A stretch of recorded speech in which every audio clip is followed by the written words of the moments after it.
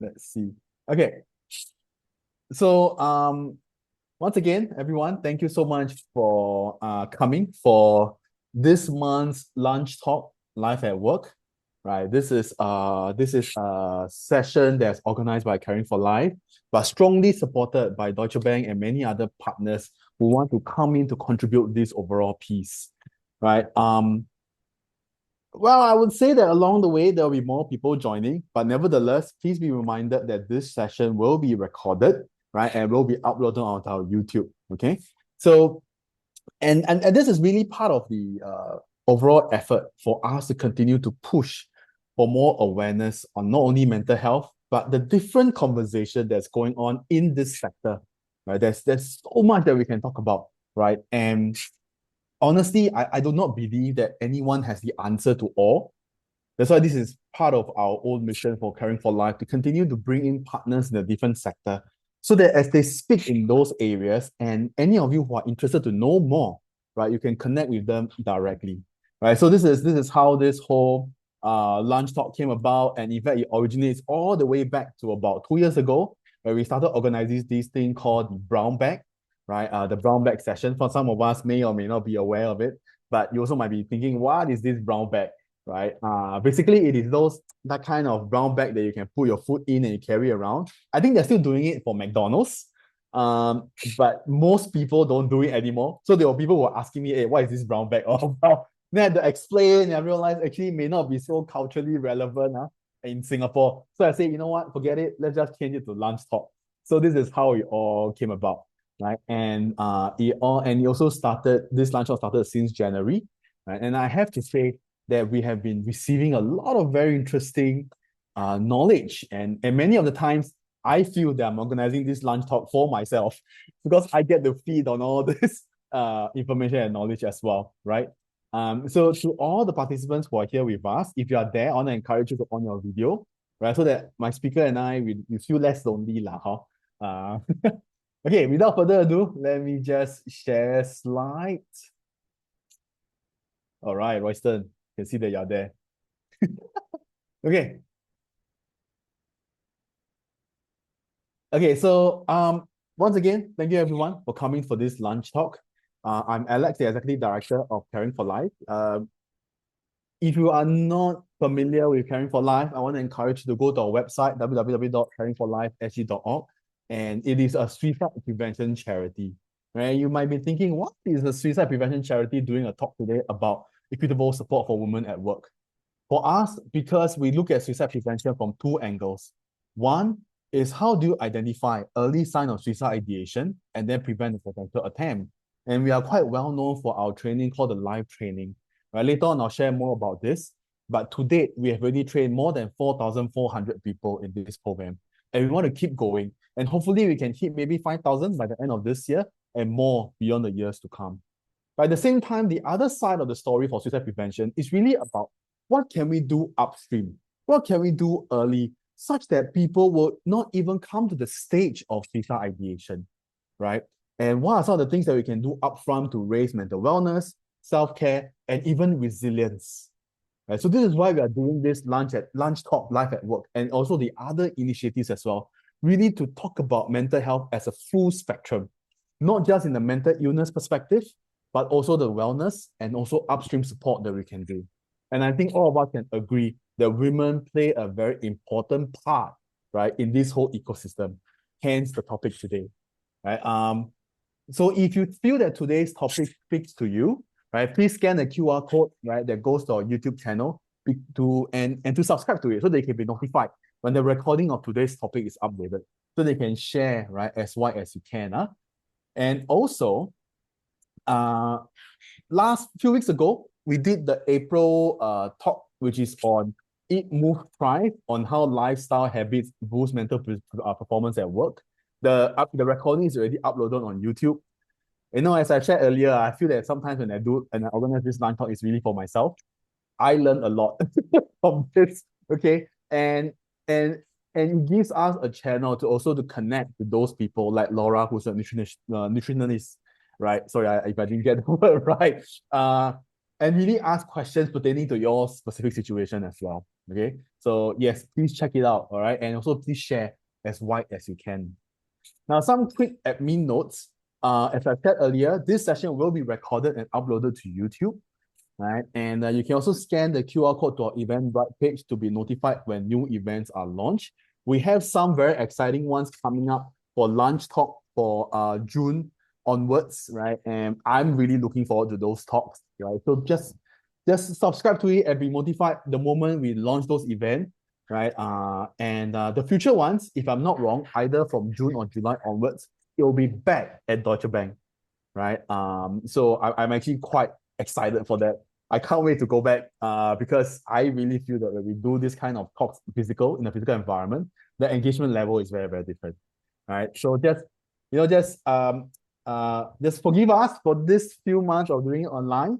And once we go back to the physical venue, I can't wait to connect with all of you again. Now, during this discussion, during the presentation discussion, a question will not be taken. However, feel free to put it in the Zoom chat. I will keep a lookout for them, and I'll ask them from and all the presenters themselves will keep a lookout and will address them from time to time as well.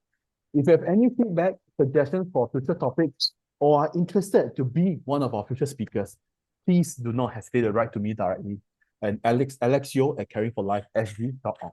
Yeah. One of the upcoming community mental health webinar series is for in June. We're going to have this speaker, a psychotherapist, will be speaking about supporting children through academic and social factor. I know there's this statement going around that it's not just the children who are doing the PSLE or the major exams, the parents are doing as well. Right? But how do we, as the parents or even adults in general, support these children through this academic and social pressure? I think this is a big question for all of us. And what are some of the soft skills that can be equipped, or what are some of the telltale signs that we can look out for during this whole process, right? And if this is something that speaks to you or any of your friends, please do not hesitate to scan the QR code, share it around. This talk is free of charge. And as I shared earlier, the intent is to bring us closer to the professionals themselves. So you can take this chance to ask them some of the questions that you may have in mind for all this while as well. Yeah. Also, the suicide prevention training, the live training I was talking about earlier, this program is fully sponsored by our donors to the end of this year. And each time is a 4-hour training program. And I can assure you that these 4 hours will be a 4 hours well spent. Someone that I know deeply, I care deeply about, is he once said that you can spend these 4 hours in different ways. You can spend it to watch a movie. You can spend it to go on specific trips, to shopping and all that. But you can also use these 4 hours to learn how to save a life. And guess what? Again, this program is already fully paid for, right? So don't waste this chance, right? We have the one that's shown here is on June 19th, a Friday, 2 to 6 p.m., a Zoom session. If you can't make it for this one, you can again go to our Eventbrite page. We have all the available slots already released. And we try to schedule them in different timings and format, whether is it during the weekdays, working hours, or during the weekends. It's all there, right? So just keep a lookout and see which one fits your schedule. And do not hesitate to invite your friends and community to attend as well.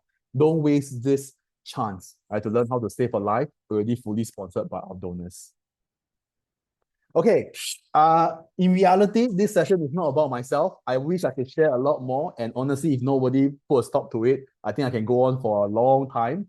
But I need to restrain because today is really about our two panelists, Ivy, Ruth, and Pauline, right, on this topic of creating equitable support for women at work. From time to time, they will be sharing some of their own experiences, which I think will be of a valuable takeaway for all of us, right? And I can't wait to hear what they have to share. After this, there will be a Q&A session and also sort of a conversation as well, right? So that do not hesitate to put your question in the Zoom chat. I will keep a lookout. So Ivy and Pauline, take it away.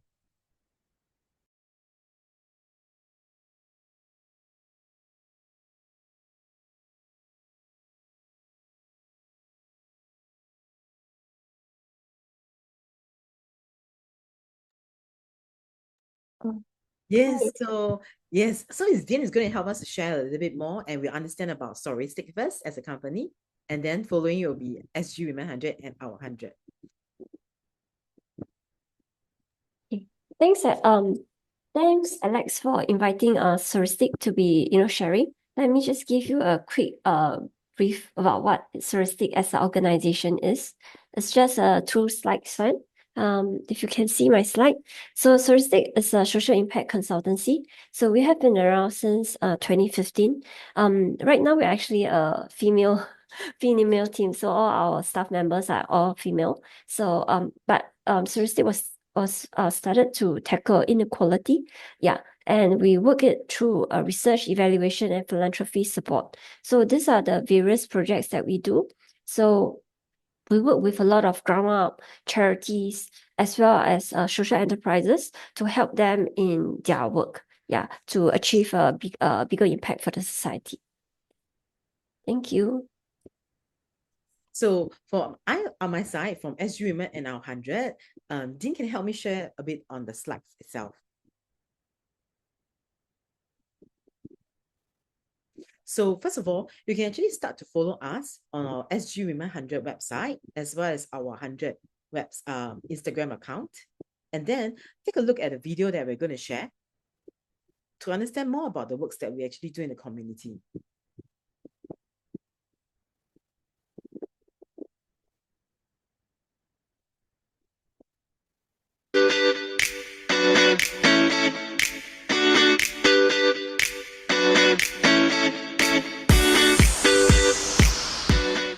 This friendship circle, I find that is very meaningful. I came here without knowing anything. I just saw the email sent to me saying, what I know is that the SHE and Ladies Empowering. So I just signed up and I came. I didn't expect it to be so enriching, so all-encompassing, and you really are doing a lot for the youth, the marginalized people. And also my group was the caring for those suicidal people. And the other group was the youth. So it's very good. This is a very good friendship circle. So I got to connect with people through this event and learn about what they're doing in life. So it's quite meaningful. I think I heard many different perspectives, and we really broadened my horizon and my worldview. The friendship circle from SG Women 100 at this event is a very enriching experience because I get to interact with different peoples of different walks of life and how to see how their experiences shape them, and it actually largely influences how I actually view my own journey in life and how I can use others as an influence to influence my journey in my own life as well. So it's a very enriching experience for knowing and learning from everyone and seeing different people. It's great interacting with them, and I really had a really blast this event. I think today's event is very insightful, and I'm very inspired by everybody's sharing. I find it today it's very impactful, and then I get to know more people's different perspective and how can I support the singles as well. Hello, I'm Soon, and I'm one of the facilitators for the Friendship Circle with NTUC. I came in thinking I was going to be talking a lot, but I was pleasantly surprised because I was with people who were starting their careers, doing a mid-career switch, looking for retirement, and even students. And I think the diversity of stories that were shared today really inspired me and got me thinking deeper about what can I do within my remit, right? What can I control to make other people's lives better and also strive to be better. So really appreciate the opportunity to be able to serve and learn from others. Thank you so much.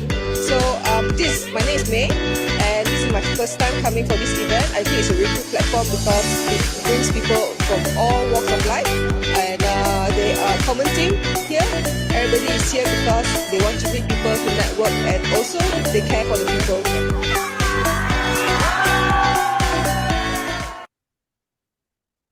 Yes. So from this side, I think from this program itself, okay, let's go back to Dean is around. Dean will help me with the sign. Yes. So here. So these are the links for connecting with us at SG Women 100 and also our 100. So from the event that you see, we are actually moving upstream, very similar to what Caring for Life is doing, but our upstream is actually falling back all the way to community-based. And we do a lot of offline events for people to come, gather, and have a community and form friendship together. So upcoming, we do have one. There's actually specially for women the 26th of June. So this is something that I'll pass to Lynette to share a little bit more. And Dean can share the screen for the upcoming program.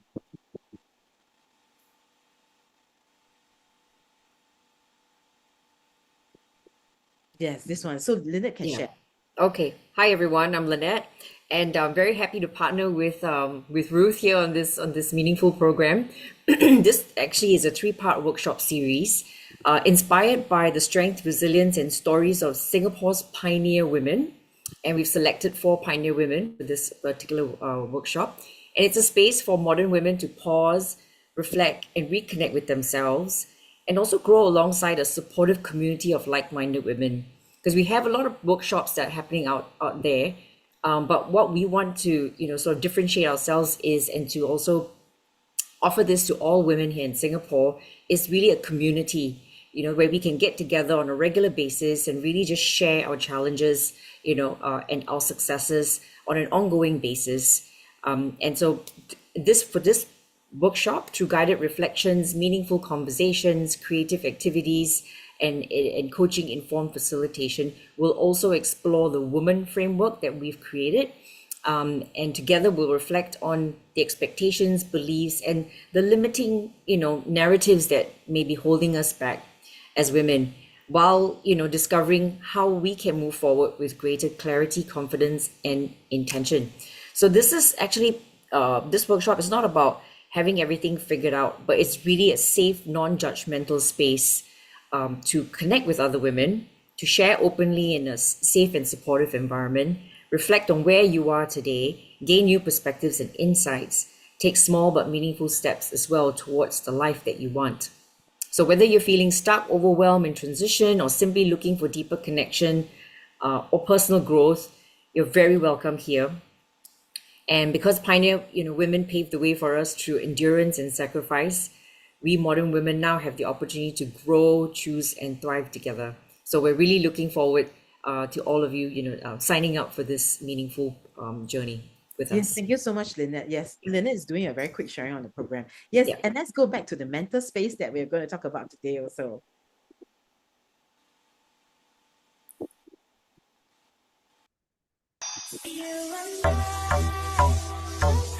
Oh, I think no more. I think no need to show this video already.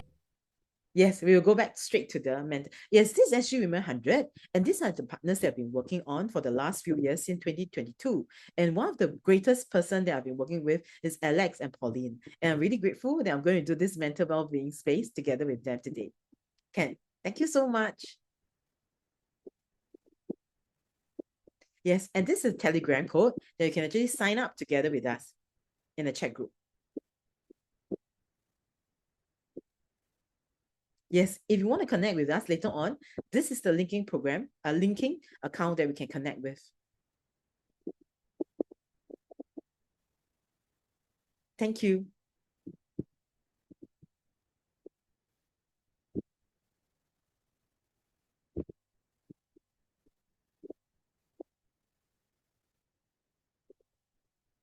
Yes, let's go back to the main topic today. Okay, thanks for sharing, right?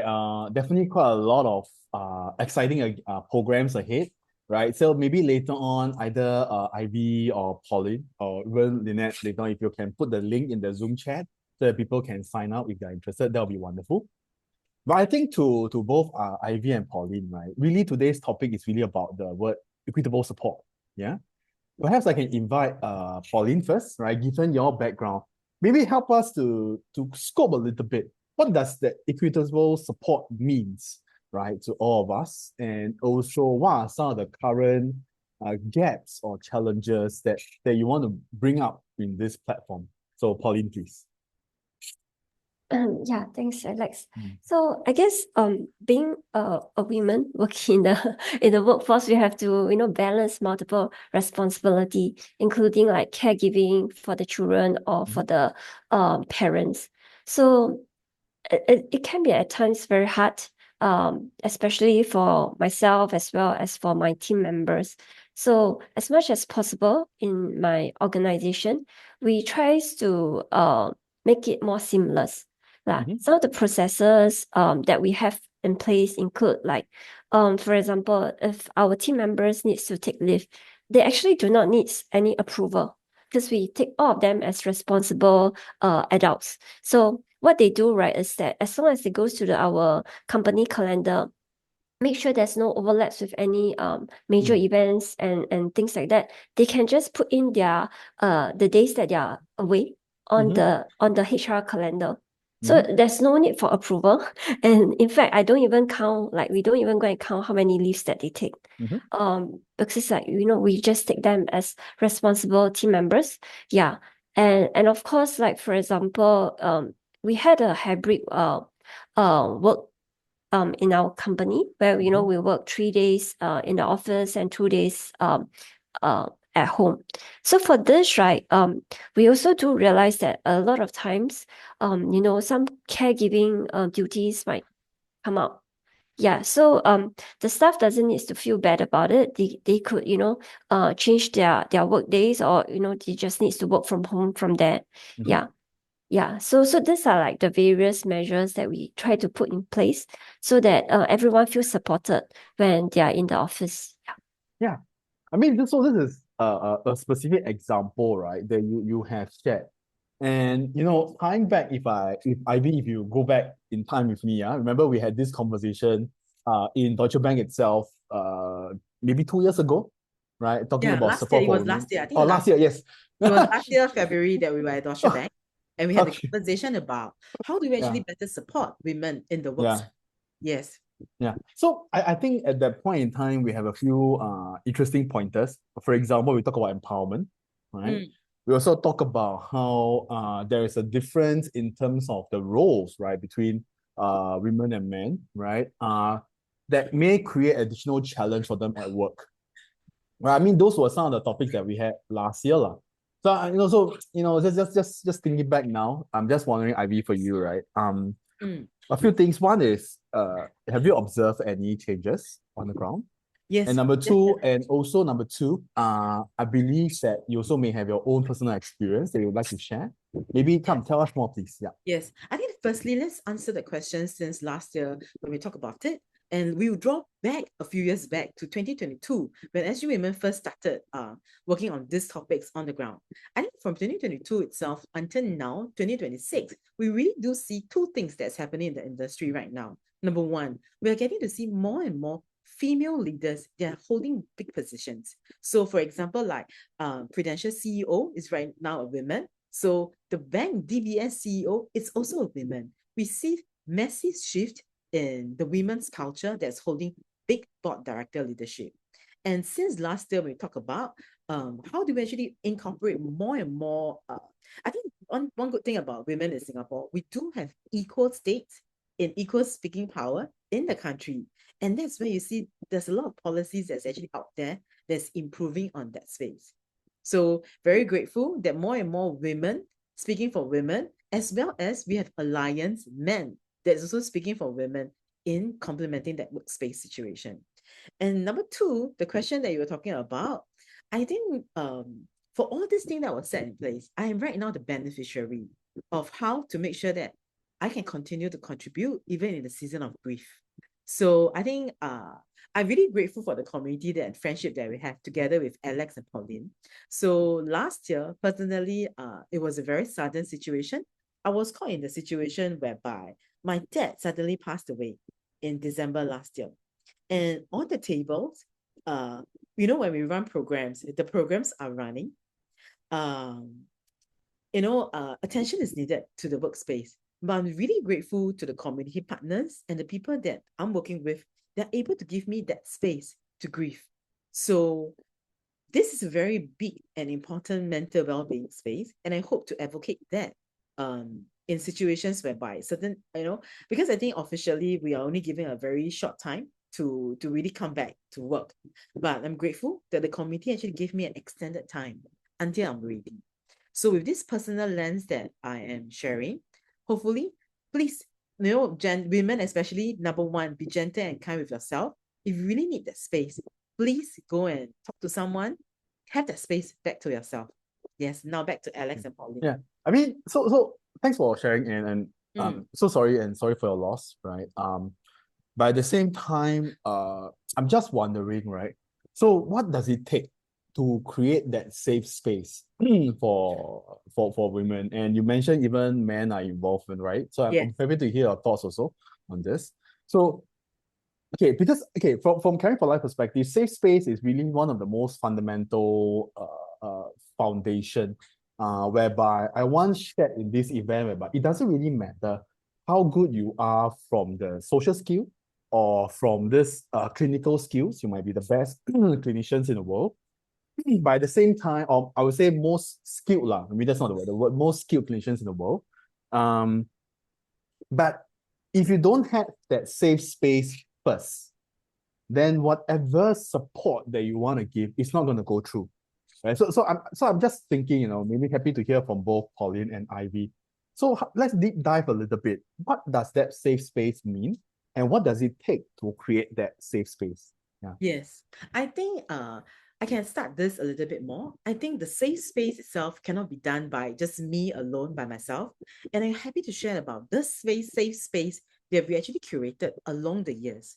So number one itself, we really want to make sure that women especially, and even men, I hope, because even though it's a women topic, I really hope to shout out to more men in the community that number one, be really able to sit down in the space and in this environment to share your grief, your emotion authentically. So right now in the business world that we're in, we all know that, sometimes we want to make sure that we can show people that, hey, I am the strong, powerful, smart women. I am the strong, powerful leader man, but maybe authentically, let them know that, hey, I just need this break. And also, number two, let them know how long this break will be look like. And also, the community's check-in is very important. So, all the people around here today, I hope that, when someone is facing that grief, please, just one message. I think like some of the time, when I receive a message from Alex to check in on me, or, a message from Pauline, she was like, how are you? How are you recently? All these messages mean so much because every day, since the loss of my own, because I'm very close to my father, every day I'm like questioning about life. What is the meaning of life? But Alex and Pauline came and tell me that, hey, there is still things worth going forward to. So these are the two things that hopefully in the community and the workspace itself, that we can remember to be that sunshine for someone else. And let's hear from Pauline, because Pauline's organization is an organization that I personally respected a lot, because Pauline has been doing a lot for the women working together with her. Because I myself work together with her teammates, and every time I was like, wow, Pauline is such an amazing lady and an amazing boss. Come, Pauline, I would like to hear from you on the system and the support that you've been doing for women. Yeah. Actually, yeah, I don't think I'm amazing, but I also work in progress myself. Yeah. So I guess for our organization, a safe space, right, is really about our team members being able to be honest with each other without fearing being penalized. Yeah. So we try not to be like judgmental if they couldn't join a Zoom because their child is suddenly crying, and things like that. And I think, of course, in order for them to also for the culture to be like that, I also do share my struggles with them because I being a mom of two young boys, right? I sometimes also face a lot of struggle myself, yeah. So I try to share and also give them the opportunity to share, and we try to let each other know that, we are not trying to be judgmental. We only looks at the output, and it's okay if at times you're not able to make it. And I think I'm grateful that my team members, they do all of us kind of agree, and we try to cover each other, at times that one of us is unable to make it. So it's actually a teamwork, the safe space. It's not just myself creating it, but every one of us is actually involved in it because we all have a stake in it. Yeah. So it sounds to me that as you rightly pointed out, and I think that everyone had a stake in this, right? And it's really not just the individual level, between colleague to colleague, but I'm sure we can also look at it from a system level as well, right? So maybe to Paulina, imagine today I'm gonna come to you and say and ask you what sort of system do I need to set up such that it would support women through transparent and inclusive work practices, right? So what would be some of the recommendations that you put in place? Now, of course, I also want to point out that it's not just from a work performance perspective, right? But also the mental wellness and the resilience, right, of the staff as well, right? So I'm just to hear from your thoughts on this. Yeah. Yeah. You're muted. Okay. Yes. What are the recommendation? Yeah, so actually, in the first place, when we hire our team members, we actually kind of know, like, we try to ask them what are their priorities. Yeah. And of course, we work together to set up priorities as a team ourselves, knowing what are the things that we can or what are things that we cannot do.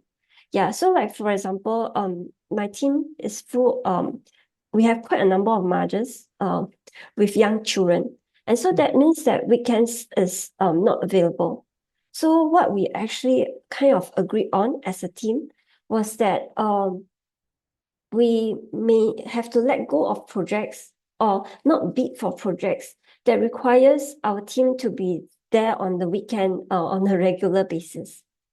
So like my recommendation is like to work on certain boundaries, to set some boundaries on work that you can have with your whole team. But of course, I have to be very realistic about all this, right? Is that there are projects that you let go, so that means it actually hurts your bottom line. So it is actually a trade-off, and it is not easy, of course, the trade-off. Yeah, and I think it is also a trade-off that all of us within the team recognize. So yeah. So that's the economical part, right? We talk about the trade-off between performance and also the support that we want to put to make sure that it's inclusive. And you mentioned about how you hire a proportion of mothers, right? And I think that's a very, very interesting point, right? So that's from the work performance sense. But for Ivy, I mean, you are quite experienced now in running various different, so I would say social bonding or social capital type of events, right? For not only women, but also men are included as well. So, so let's say again, coming back to if I'm the boss, right? And I'm asking you, what kind of support structure do I need to set up such that the women in the workforce or in my team, right, feel socially supported, right, or even empowered? How would that look like? I think there's two main points that we're looking at. Number one, the company must first be willing to set time to actually allow the staff to go for this wellness break and situation. And number two, hopefully, like we can eventually more support as well and space from more spaces, like grants can be given for us to actually run programs for them. Because right now, I think there's a lot of there's a lot of talk, there's a lot of words about mental wellness space and how do we create that safe space. But majority of those that we are looking at in the work itself is actually much more ground up basis, meaning people who are passionate. But these people who are passionate, some of them, when I talk to them, they are actually burnt out from work themselves. So they are trying to create spaces for people who are not going to face that. But when they actually move the space from a full-time role, being in the ground up, they're facing the real world back, meaning that financial freedom. So we have to really make sure that we have a balance of taking care of other people, but first take care of ourselves in that mental space itself. So number one, really just make sure that our own well-being and mental space is really taken care of, and be brave to share with people about how you feel. But that's easier said than done, right? So Yes, so imagine, okay, so let's do a little bit of practice here, okay? Yes. So imagine I come to you, I have some problems. Say you mentioned the word burnout. So let's say I say something like, okay, I'm feeling burnout. I can't seem to balance between my load at home, right? Whatever that might mean, and my workload. Okay. I'm really exhausted and I'm really burnout. So So how should we respond, right, to a person like this? Any thoughts on this? I think the first thing, I always share with Alex about this thing that for my faith, there was a parable that I like a lot that is about number one, rest and eat. Let's go back to the very basic of with the very basic is number one, when you're really feeling the burnout structure. I think that was something I experienced personally last year as well. I was really at the state whereby I am really questioning, like, why is my day every day, the moment from the day that I wake up, I open my eyes, I have my full-time role, and then I'm trying to grow a social enterprise. And the growing part, it's so difficult. I was like, oh, the first thing, and then when I have this burnout phase, I was like, number one, let's go back to the very basic. I need rest. Meaning that the first thing that I need was taking the time off in the calendar space that I have. Like, number one, I need to block out time for me to really rest. And meaning with the well-rested part means no handphone. This time is mine, and I do not want to hold any meeting. And number two, eat and rest, right? And I'm really very grateful that loving food, is really one of the faith stories that I read, like food, feeding part. Please get yourself some energy from getting the right food. And thirdly, the things that we do, community. Be in a community that truly love and support you for who you are. And I am very fortunate, and I hope that this story of community building can reach to more people. They can actually find great people like Alex and Pauline that's able to support them any time of their life. So please really come out and meet the right people. Yes. Thank you for your kind words. I need to be very clear. I didn't pay you any commission. Oh, no, I didn't. Yes. I need to be very clear. Okay. Say that it's really amazing work that all of us is doing and wanting to do for the community. Yeah, that's right. So okay, by the way, it's not just for me. If any one of you have any questions, feel free to unmute yourself or type in the chat, right? This is for all of us as well, okay? So it's not just myself. Okay. You talk about the eat and rest, right? If I get that correctly. But I do need to point out as well that I'm sure maybe at some point, someone, right, male or female, regardless, may come to a point where they may need professional help as well, right? So let's say a woman come to you, or let's say myself, right, saying come to you, I hear from you saying about the eat and rest, and I'll say to you, I don't even have the energy for that, right? So how would you then respond to me, right, in a way that you feel will create that safe space? Because I think that is a fundamental concept that we were talking about earlier. And what's next, right, after that as well? Yeah. I think our presence. Sometimes they do not, they just need someone to be there. So what we actually provide was really our presence, our listening ear, until they do have that, because in the moment if you tell them that, oh, I think you can seek professional help. No, this is not the words to tell them immediately. I think you can seek professional help. No, that's not the space for us to hold. But the space for us to hold is really present with them, showing them that our support is there for you, no matter what decision that you make. But no, tell people about the professional help right from the beginning.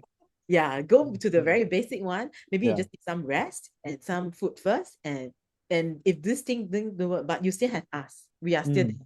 And then when they are in the better space, that's where we have to link back to the professional, like Caring for Life. Yes, that's what we can do. Yeah, and I think that's, as you mentioned, right, eat, rest, and presence. That's such a fundamental thing that we can do first. Yeah, maybe to Pauline, has that ever manifest in a work environment before? Because you mentioned you have different colleagues and all that.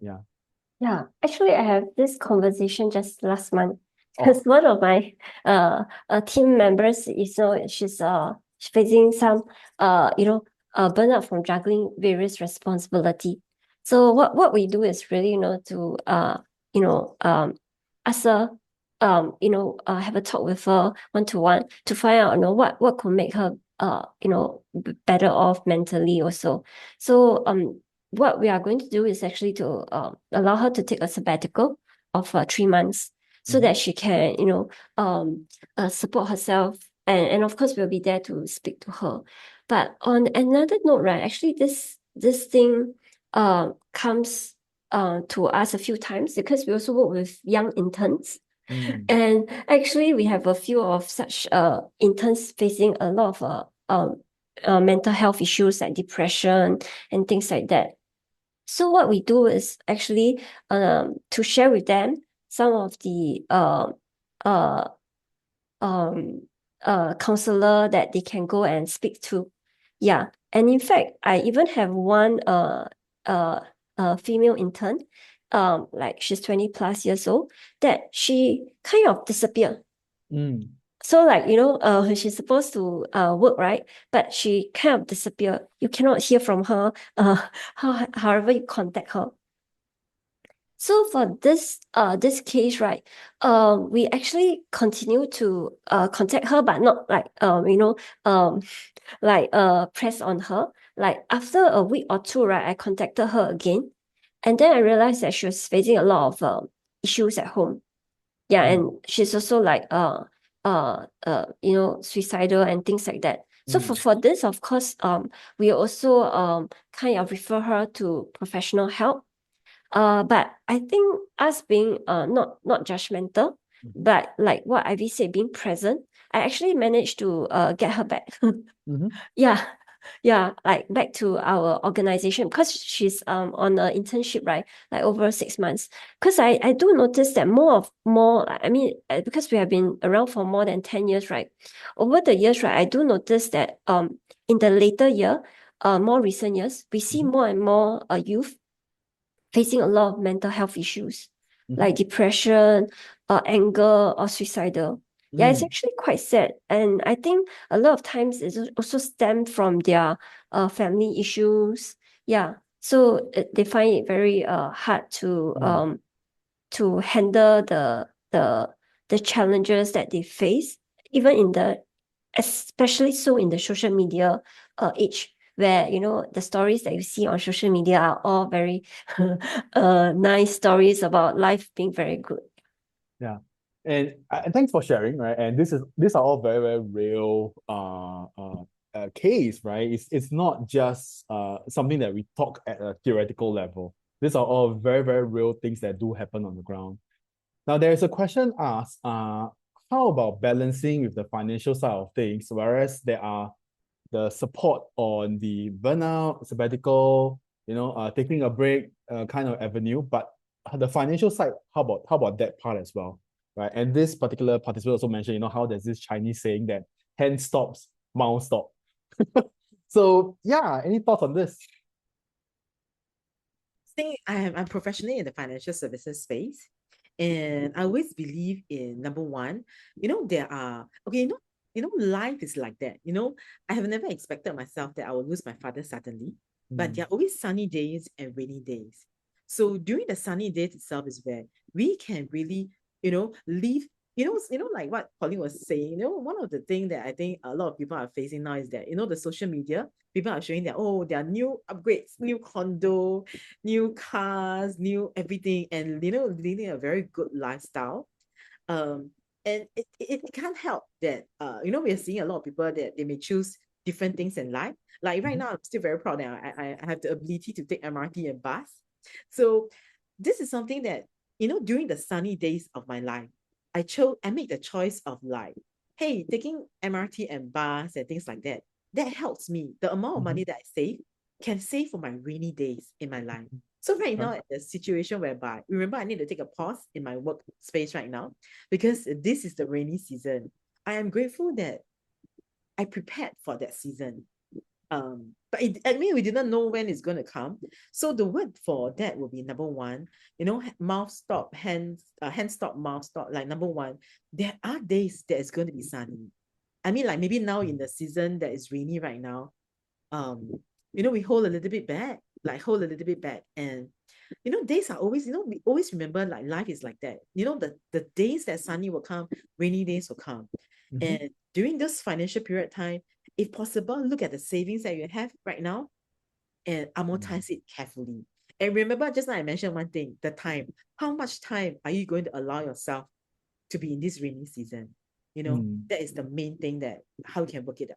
So I guess later on I'll pass to Pauline as well to see if you have any additional thoughts. But at the same time, I think Ivy also what you're really pointing out is the idea of resilience, whereby during the good times, what can we put in place so that when the rainy days come, there is something to help you through, right? And from a mental health perspective, this is essentially what we look at as well when it comes to the idea of positive psychology, right? So what are some of the things that we can do during the good times, using the analogy of a reservoir? For example, you start building your social support. You continue to cultivate the habit of having positive emotions or positive psychology about yourself, right? Like your self-esteem and all that. Continue to or start building the habit of having the sense of gratitude, so that during the time when difficult time comes, right, you have something that you can drain from that reservoir, right? And all this habit will carry you through as well, right? So thanks for mentioning from a financial standpoint. Pauline, how about yourself? Anything you want to add on? Yeah, I know the struggle is real because I also spoke to many people that face a toxic environment. Yeah, I mean and I know that how hard it is, right? Because I have somebody that I know that has been facing toxic environment for years, and it's so what I always tell her, but I of course don't say that I have the answer, right? Yeah, is that if she couldn't get the ecosystem of support, right, within her own company, she should at least build an ecosystem of support outside of the company. Yeah, like people that can listen to her sharing all this, right, while not judging her, or not like having the advice for her, like it's just listening, not advising. But I know this is just like a stopgap. It doesn't stop the entire issue, because sometimes unless you leave the toxic environment, maybe it will continue to be toxic. Yeah, but at least while she's still there and she cannot get out of it, she should at least try to find an ecosystem of support outside of that work environment. Yeah. Thanks for sharing, right? And I think this is also a good example of the complexity of this whole I would say process, right? It's not just having the mental health support, but financial is also important as well. And if anyone's interested, there is this model called a 10-dimensional wellness, right? Which kind of also illustrates the whole a little bit more comprehensive way of looking at what mental wellness means. And that includes financial wellness actually, right? So we also don't want to be just being very siloed on the idea of just having empathetic conversation, right? Wellness is more than that as well. So I appreciate this question that's been raised. But of course, every situation is different and it can be quite complex. But I agree with both speakers that not only just building the reserve, the resilience part of it, but also establish your support outside of the work so that when one of them, the door that's closed, the other remains open, including the support outside of work as well. In the chat, there's a question raised. Unfortunately, passion does not pay bills and holidays. Oh, so true. Depending on industries, there are multiple expectations and not all of us may be fortunate to be in a caring and working environment. Are there any tips or suggestions on how to navigate this real-life dilemma? Yes, I do have one. Just now like Pauline was sharing about the toxic environment. I think the number one thing is boundaries. Even, like the toxic environment is something that we cannot control. It's a very normal thing that, sometimes one of the questions that people will ask, like, the toxic environment is there. So how do I, exactly how this question is like, like not in the care environment. And number one, create a safe boundary for yourself. Always remember to take care of yourself first before the environment. If you need the additional, you need to, if there are certain people that need to cut away in the work environment, please, but you don't be, so hard to cut it away. Be like, but release yourself to, lesser contact with the person, lesser. Create that safe boundary for yourself. And number two, just now Alex was sharing about the financial burden thing. One of the question asked, I always remember like last time when I was young in primary school, I think the ant, I like the story of the ant. Like in a year, there's 4 seasons. Like there is spring, summer, autumn, and winter. In life is also very similar. We know that sometime winter will come. So what the end do is that they work very hard for the last 3 seasons to prepare themselves for winter. And hopefully that will actually help us to remember that, as human being, maybe, during the spring, summer season, let's prepare ourselves. Winter will come, but also remember, winter will go away. So yeah, winter will go away. Hopefully, these are the things that we will just remember. Number one, the boundary that we need to create for ourselves. Number two, the positive mindset, not the positive mindset, is like winter will come and winter will go away. Yeah. And now let's go to hear from Pauline about that part. Yeah, I agree with Ivy about creating like micro boundaries, and also like within the company to at least try to find someone that can be your pillar of support. I guess within the company there are quite a number of people that could be toxic, but there could be someone. Yeah, and I'm not sure whether it will work for your case or not, but at least to share some of this right to your immediate supervisor if you think that he or she might be willing to or be a person that is open and responsive to all this sharing. Yeah, I can understand that it can seems very challenging, especially if your immediate supervisor is also the one the one that has very high expectation on you, yeah, and doesn't care about mental well-being. But I'm sure there are some people within your company that shares the same concern as you, and so you all could be pillars of support for each other. Maybe I'll just add on one more, and then I'll close with one final question to both our panelists. If your boss is the kind that cares about business performance, I would like to share with you all a stats that just came out.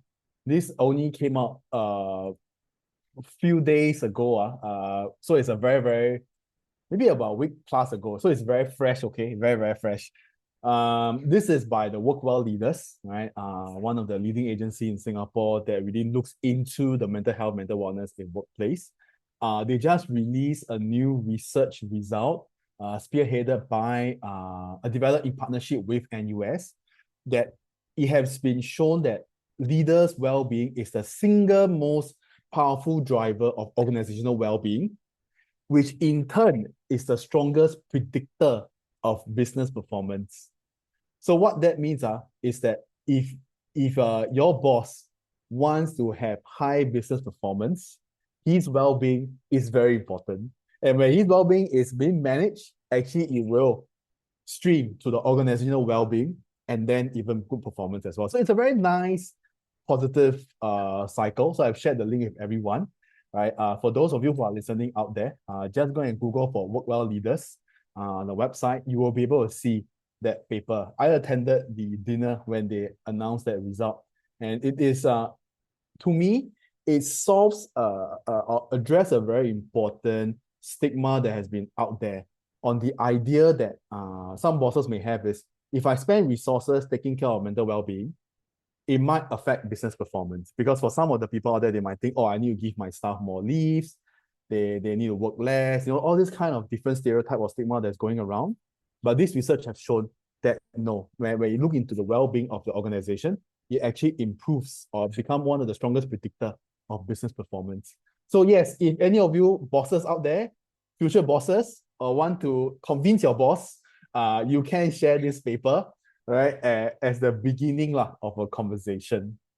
Okay, so as a final question to both Ivy and Pauline, if I were to say that, how does success look like?